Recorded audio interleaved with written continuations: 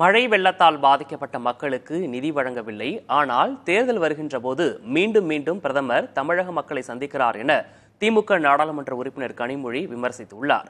தூத்துக்குடி மாவட்டம் எட்டயபுரத்தில் இந்தியா கூட்டணி சார்பில் நடைபெற்ற வேட்பாளர் அறிமுக கூட்டத்தில் இவ்வாறு பேசினார்.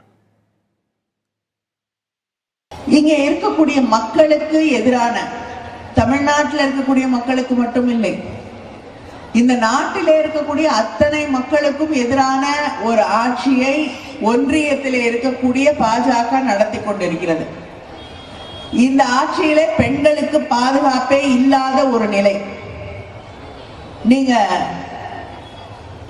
மணிப்பூர்ல நடந்த அந்த அவலத்தை இங்கே இருக்கக்கூடிய எந்த பெண்ணும் எந்த மனிதரும் மறந்துவிட முடியாது.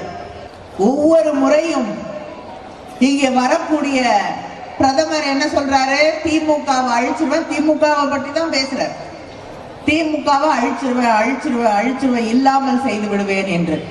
இதே மாதிரி திமுகவை அழிச்சிருவேன், இல்லாமல் செஞ்சிருவேன் சொன்ன எத்தனையோ பேரை திமுக பார்த்துருச்சு. அவங்க தான் இல்லாம போயிருக்காங்களே தவிர திராவிட முன்னேற்ற கழகம் இன்றும் நின்று தலை நிமிர்ந்து இங்கே ஆட்சி செய்து கொண்டிருக்கிறது.